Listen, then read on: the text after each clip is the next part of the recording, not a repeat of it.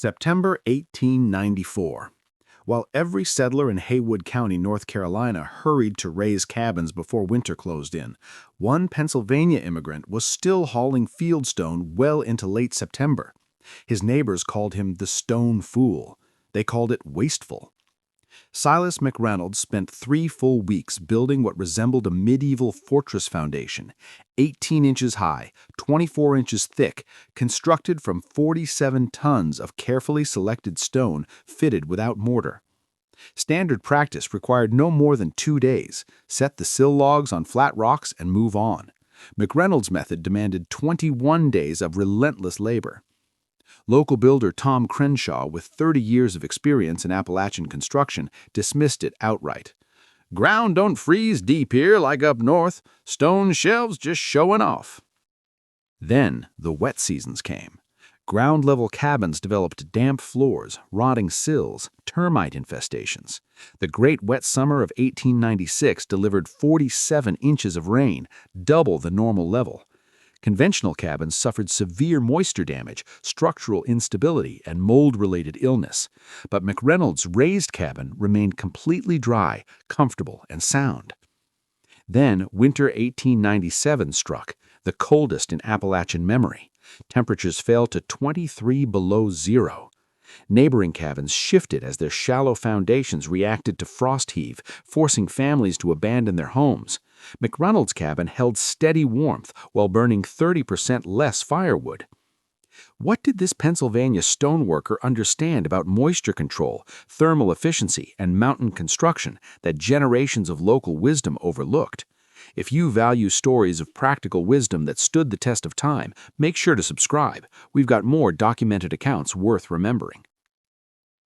The September air carried the first hint of mountain chill as Silas McReynolds lifted another fieldstone from his wagon, a 150-pound corner block requiring careful balance and steady hands. Around him echoed the urgency of frontier building, axes striking pine, draw knives peeling bark, men shouting measurements across the hollow. Every other settler in Haywood County raced against winter's arrival. McReynolds placed the stone with deliberate precision, checking its fit against the previous course with the patience of a craftsman trained under Heinrich Weber in Lancaster County. The German mason's instructions still rang in his ears. The foundation must be strong or everything above it will fail. Jake Toiver paused in his own construction to watch. "Silas, you got rocks on the brain," he called out, drawing laughter. "Man's building a fort when all he needs is a cabin. My daddy set his house on 3 flat stones, and it stood 30 years. Toiver's foundation consisted of 6 limestone slabs supporting sill logs 18 inches above ground, 2 days' work for him and his sons. Tom Crenshaw soon rode up on his bay mare to inspect the progress. His reputation as the county's finest builder stretched back decades. He surveyed the rising wall with narrowed eyes. "Silas, what exactly you buildin'? That foundation's near 2 feet thick, and you ain't even started the walls." He pointed toward the dry-laid stones, each shaped and locked into place without mortar. "Ground don't freeze deep here. That much stone's unnecessary." McReynolds wiped sweat from his brow. At 52, his Pennsylvania Dutch frame still carried strength, though weeks of lifting stone tested even him. "Ground may not freeze deep, but it stays wet. Moisture's what ruins wood." He ran his hand across the top course, a carefully leveled stone shelf extending 3 feet beyond where the cabin walls would sit. "This shelf sheds water away from the structure instead of letting it gather at the base." Crenshaw walked the perimeter. 28 feet long, 20 feet wide, base course 24 inches thick, tapering to 18 inches at the top. Through stones appeared every 4th layer, binding the wall with traditional German strength. Inside, crushed stone filled the cavity to create a drainage bed that would channel water outward rather than upward. 47 tons, Crenshaw muttered. "You could have built 3 cabins with that effort." Mockery spread quickly. McReynolds became the Stone Fool, the outsider who didn't trust mountain tradition. Families rode past to stare at the elaborate base while their own walls were already up and roofs nearly complete. Martha Hensley remarked that some folks had more time than sense. By early October, frost touched the hollow. Conventional cabins stood finished, with smoke curling from chimneys. McReynolds was only just placing his first sill logs atop the stone platform that had consumed nearly a month. The difference between methods was clear. Conventional foundations placed sill logs directly on flat stones or short piers, creating minimal elevation in direct contact with ground moisture. The process used perhaps 2 tons of stone and took only days. McReynolds' method elevated the entire structure 18 inches above grade, creating airflow beneath the cabin. The extended stone shelf forced rainwater outward. The thick base acted as thermal mass and barrier. When October rains began, subtle changes appeared in the other cabins. Toiver noticed dampness in his corner logs. Crenshaw's experienced eye couldn't ignore the darkening of sill plates where moisture wicked upward. Capillary action, the invisible physics of wood fibers drawing groundwater like a wick, had begun its work. McReynolds' cabin remained dry. Air circulated beneath the floor. No condensation formed. No dampness crept into the wood. By the time winter of 1894 settled into Appalachia with relentless cold rain and saturated soil, the weaknesses of conventional foundations became undeniable.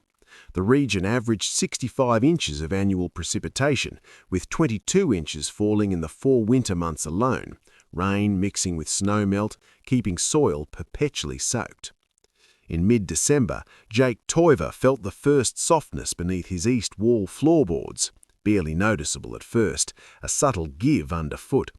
He knelt and pressed his palm against the oak planks. The boards were sound, but the structure beneath was shifting. The science was merciless. Sill logs resting directly on stone piers absorbed groundwater through capillary action. End-grain fibers pulled moisture upward from saturated soil. The darkening of the lower logs signaled the beginning of structural decay of his entire foundation system. McReynolds observed these developments with the quiet satisfaction of a man whose preparation was proving its worth. His raised cabin remained completely unaffected by the moisture cycles that plagued his neighbours. The 18-inch gap between his floor system and the ground created what German masons called a capillary break, an airspace that prevented water from travelling upward through building materials.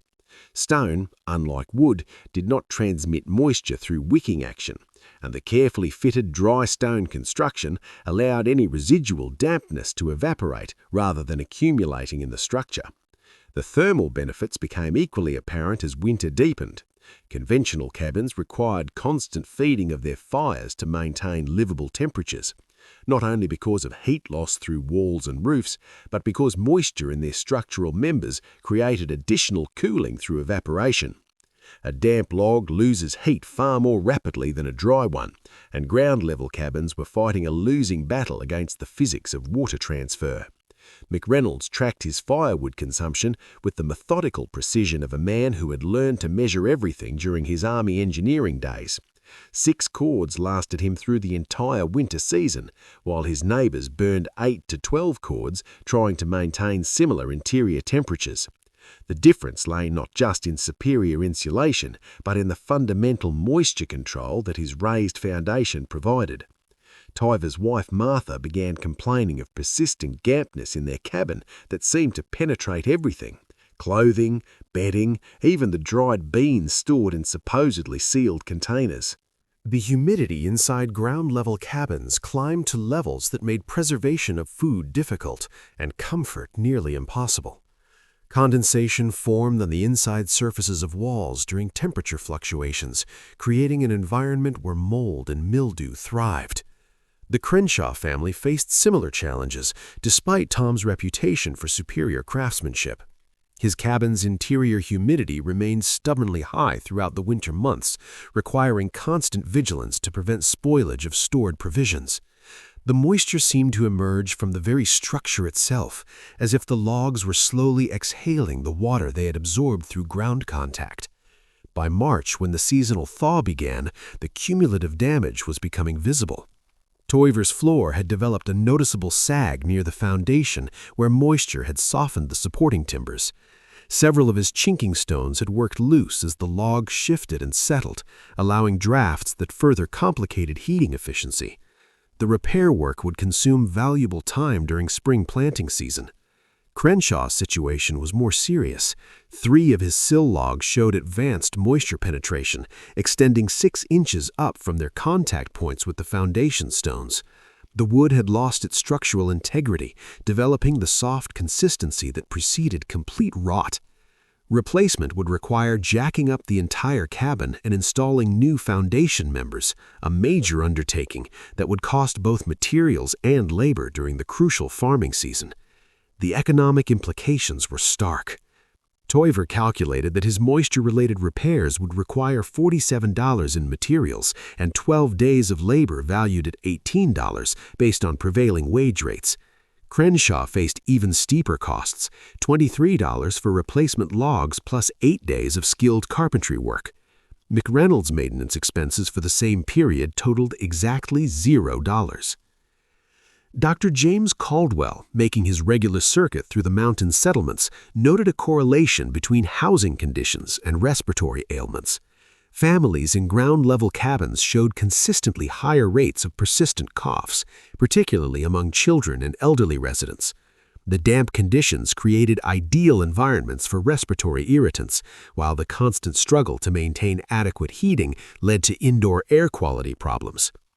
Yet most neighbors remained convinced that McReynolds' elaborate foundation represented unnecessary expense rather than superior engineering.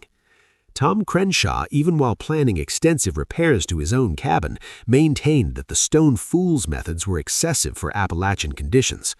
"One bad winter don't prove nothin'," he insisted to anyone who would listen. "That fancy stonework costs more than most folks make in a season." The stage was set for a more decisive test, one that would prove whether traditional German building wisdom or established Appalachian practices would prevail when mountain conditions turned truly severe. The summer of 1896 arrived with an ominous intensity that old-timers would remember for decades. June brought unprecedented rainfall, 11 inches in a month that typically saw 4. July delivered another 13 inches, turning mountain streams into torrents and saturating the clay-heavy soil until it could absorb no more water. By August, when another 12 inches fell, the very ground seemed to weep moisture, creating conditions that would test every structural decision made by the Hollow's builders. Jake Toiver first discovered the extent of his problem on a humid morning in late July when he stepped through his cabin floor. The oak planking, weakened by months of moisture infiltration through his foundation system, gave way under his weight with a sharp crack that echoed through the one-room structure. Beneath the broken boards, he found 3 floor joists in advanced stages of decay, their structural integrity compromised by the constant moisture wicking up from the saturated ground, through his stone piers and into the wooden framework. The physics of the failure were straightforward, but devastating. Ground-level foundations created direct pathways for moisture transfer from soil to structure.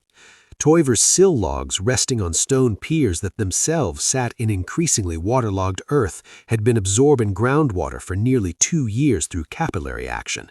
The moisture traveled up through the wood fibers like water rising in a sponge, creating ideal conditions for the fungi that were slowly consuming his cabin's structural members from within.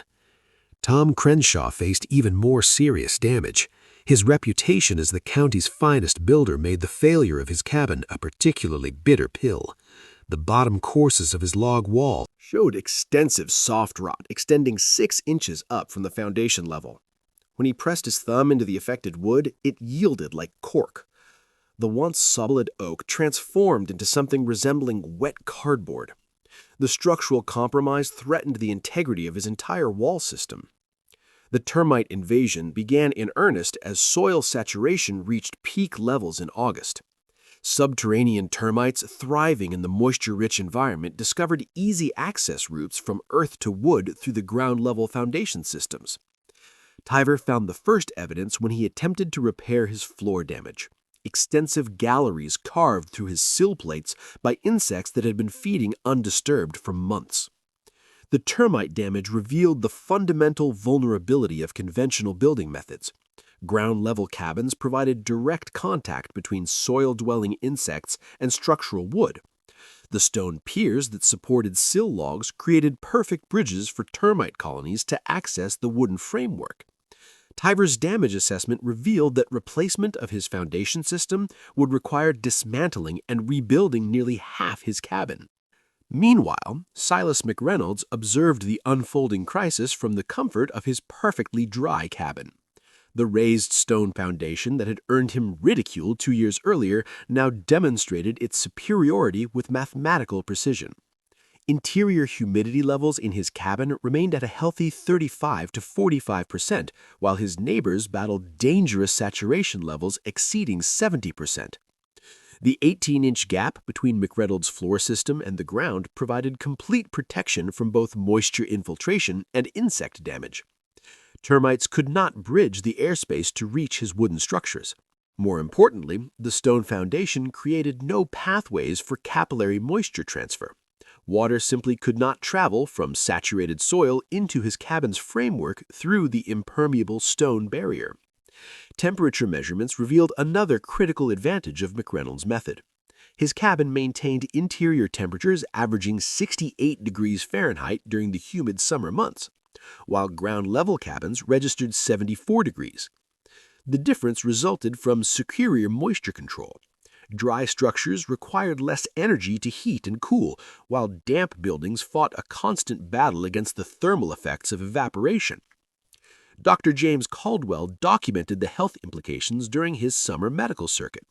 Families in moisture-compromised cabins showed dramatically higher rates of respiratory ailments. The Tiver children developed persistent coughs that lasted through August and September. Mrs. Crenshaw suffered from what the doctor termed lung fever, likely caused by prolonged exposure to mold spores thriving in the damp conditions of their compromised cabin. The economic devastation mounted steadily. Tiver's repair costs climbed to $63 in materials alone, not counting the value of his own labor during prime farming season. 3 replacement floor joists, new planking, and foundation repairs consumed resources that should have been invested in crop production. Crenshaw faced even steeper expenses, $87 for log replacement and structural reinforcement, plus the skilled labor required to jack up and rebuild portions of his foundation system. McReynolds' maintenance expenses for the same period remained at zero. His cabin required no repairs, no pest control measures, and no structural reinforcements. The superior performance was not accidental, but the direct result of engineering principles that German masons had refined over centuries of building in harsh continental climates. Community attitudes began shifting as the extent of the damage became undeniable. Neighbors who had mocked the stone fool's elaborate foundation now found themselves facing expensive repairs or complete rebuilding. "Maybe there's something to old Silas's stonework after all," admitted one settler whose own cabin showed similar moisture damage. Yet resistance to change remained strong. Tom Crenshaw, despite facing major structural repairs, insisted that the extreme conditions of 1896 were an anomaly, unlikely to repeat. "One wet summer don't change what's worked for 40 years in these mountains," he maintained, even as he calculated the cost of replacing his rotted sill logs. The summer's end brought temporary relief from the rainfall, but the damage was done. Conventional foundations had failed catastrophically under conditions that McReynolds' raised stone platform had weathered without difficulty. The stage was set for an even more decisive test, one that would arrive with winter's fury and settle the question of building methods once and for all. December of 1897 brought the first warning that this winter would test every structure in the hollow beyond its designed limits. The temperature dropped to 8 degrees below zero on December 15th, colder than any recorded winter in living memory. But that was merely the prelude to what mountain folk would later call the killing winter, a season that would claim lives, destroy homes, and settle forever the question of proper mountain construction. January 2nd, 1898.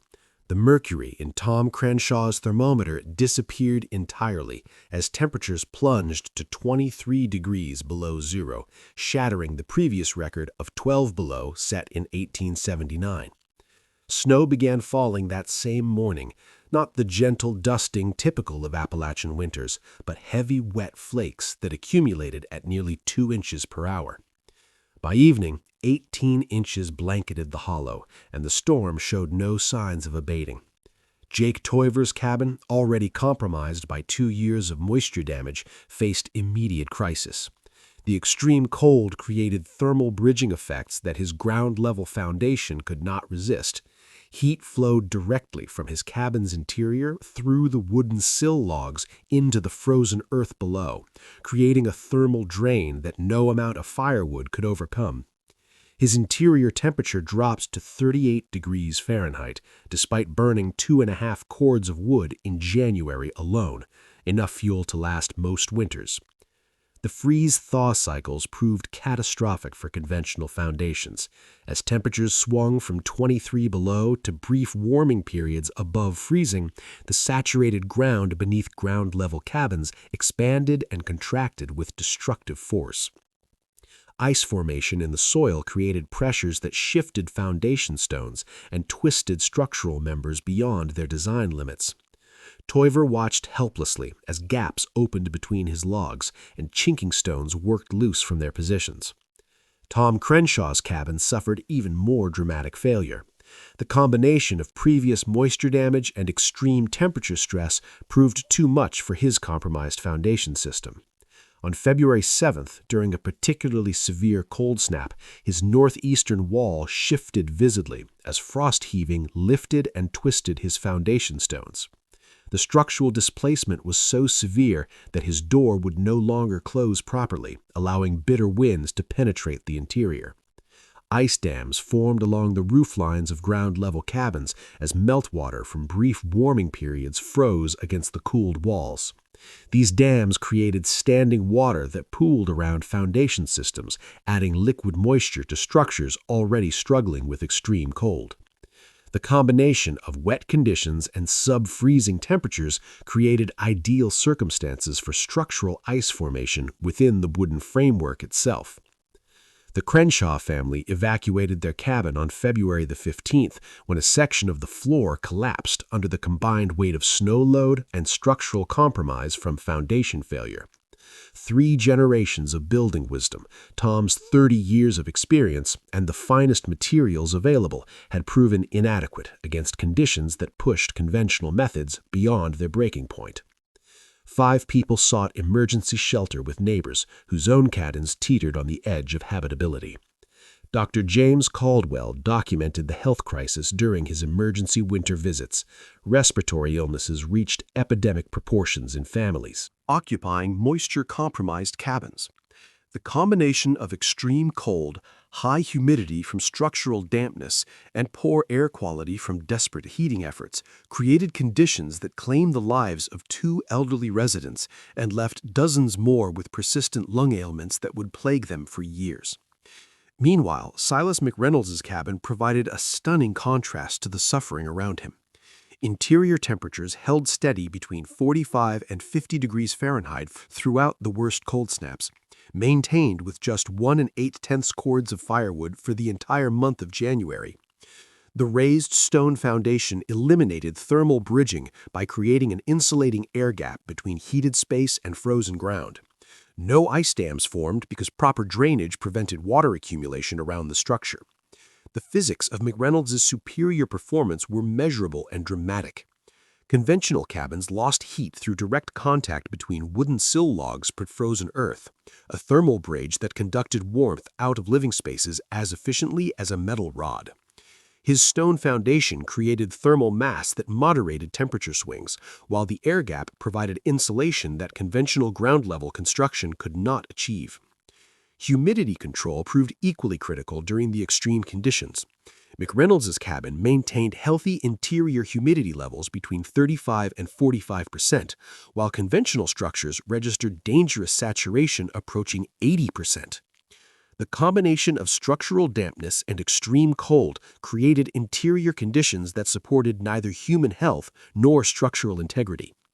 The termite damage that had plagued ground-level cabins the previous summer now combined with freeze-thaw stress to create catastrophic structural failures.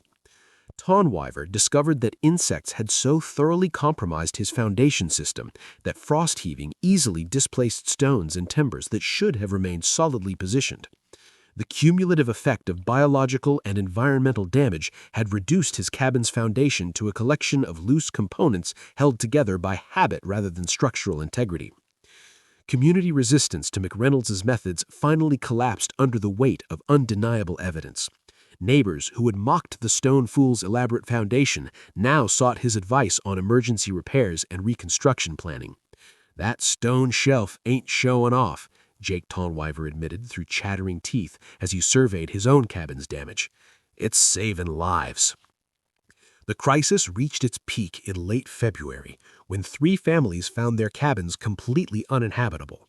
Foundation failures, structural ice damage, and interior conditions that threatened human health had rendered conventional construction methods worse than useless. They had become actively dangerous.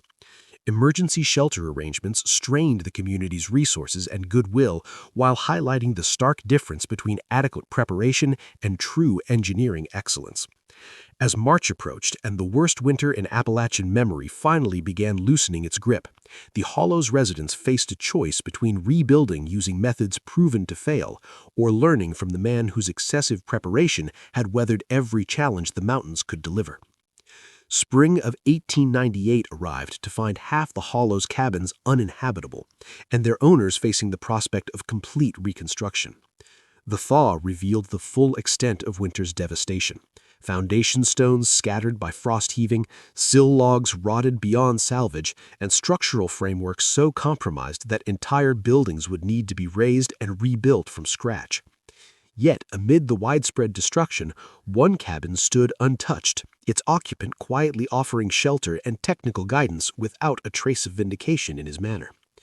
Silas McReynolds opened his doors to the Crenshaw family first, providing temporary housing for 5 people whose own cabin had become a monument to the failure of conventional wisdom.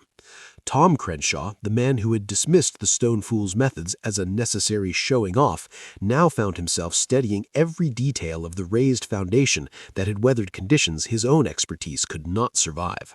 The irony was not lost on either man, but McReynolds offered instruction rather than lectures, demonstrating measurements and techniques with the patience of a teacher who understood that knowledge transferred through example rather than argument. The rebuilding began in earnest as soon as the ground thawed sufficiently for stonework. Jake Toiver's cabin required complete demolition. The foundation damage was so extensive that no salvageable components remained. But instead of rebuilding using the same methods that had failed so catastrophically, Toiver approached McReynolds with a request that would have seemed impossible 3 years earlier. "Teach me to build it right." The knowledge transfer happened with methodical precision. McReynolds shared the specifications that Heinrich Wöber had drilled into him decades earlier in Lancaster County. 18-inch minimum elevation to break capillary moisture transfer, 24-inch base width tapering to 18 at the top for structural stability, 36-inch perimeter extension to create proper water shedding, and through stones every 4th course to bind the wall into a monolithic structure. Each measurement carried the weight of centuries of European building wisdom adapted to Appalachian conditions. Toiver proved an eager student, hauling stone with the desperate enthusiasm of a man who had learned the cost of inadequate preparation. His new foundation required 32 tons of carefully selected fieldstone, fitted using the dry stone techniques that McReynolds demonstrated with patient repetition. The work consumed 6 weeks, but Toiver understood now that time invested in proper foundation work would be repaid over decades of superior performance. Tom Crenshaw's reconstruction project became a community education event. His reputation as the county's master builder meant that his adoption of McReynolds' methods carried special significance. If Tom Crenshaw deemed the raised stone foundation worthy, then conventional wisdom had officially shifted. Crenshaw's new foundation incorporated every refinement that McReynolds could teach: precise stone selection for thermal mass, careful attention to drainage patterns, and structural integration that would resist both moisture infiltration and seismic movement. By summer's end, 7 new cabins in the hollow featured raised stone foundations. Local quarrying operations expanded to meet the sudden demand for building stone. As word spread through family networks across western North Carolina about the Pennsylvania immigrants' superior building methods, the technique's adoption accelerated through the practical grapevine that connected mountain communities when people's lives depended on shelter performance. Effective innovations traveled faster than gossip. Samuel McReynolds, Silas's eldest son, became the primary teacher and disseminator of his father's techniques. At 25, he combined his father's stonework knowledge with the social connections and business acumen necessary to make the methods accessible to ordinary families. Samuel understood that superior building techniques meant nothing if they remained economically impractical. So he developed efficient workflows and training systems that made raised foundations achievable within typical mountain budgets. The documented results spoke with mathematical clarity. Insurance records from the early 1900s showed that cabins built using raised stone foundations required 60 to 70% fewer major repairs than conventional ground-level structures. Dr. Sri Caldwell's health surveys indicated dramatic reductions in respiratory illness in communities that had adopted the improved foundation designs. The correlation between housing method and family welfare was no longer a matter of opinion, but of documented fact. Economic analysis revealed the long-term wisdom of McReynolds' approach. While raised stone foundations required greater initial investment, typically $40 to $60 more in materials and labor, they eliminated the recurring repair costs that plagued conventional construction. Families who built using the improved methods avoided the expensive cycles of foundation repair, structural reinforcement, and emergency reconstruction that characterized ground-level cabins. The technique's standardization happened organically as successful builders shared specifications and refined construction methods. By 1900, the optimal dimensions had been codified through practical experience. 18-inch minimum height for moisture protection, 24-inch base width for structural stability, extended stone shelf for water management, and through stone placement for long-term durability. These specifications became the informal building code for mountain construction throughout the region. Recognition of McReynolds' contribution came not through formal acknowledgement, but through the quiet respect accorded to men whose wisdom had saved lives. Neighbors sought his advice on all construction projects, from cabins to barns to stone bridges. His reputation evolved from object of mockery to master builder. The transformation complete when even Tom Crenshaw publicly credited him with revolutionizing mountain building practices. The legacy spread through apprentice networks as Samuel McReynolds and other trained builders carried the techniques throughout southern Appalachia. By 1920, raised stone foundations had become standard practice across the region, their superiority so thoroughly proven that few builders even remembered when ground-level construction had been considered adequate. The method survived into modern times, with contemporary mountain builders still employing variations of the design that the stone fool had perfected in 1894. In 1924, as Silas McReynolds approached his 82nd birthday, his grandson recorded the old man's reflections on the transformation he'd witnessed. Wasn't about being right or proving folks wrong. Was about building something that'd still be standing when the bad times came. Mountain don't care what you think is good enough. Only cares what works when winter gets serious.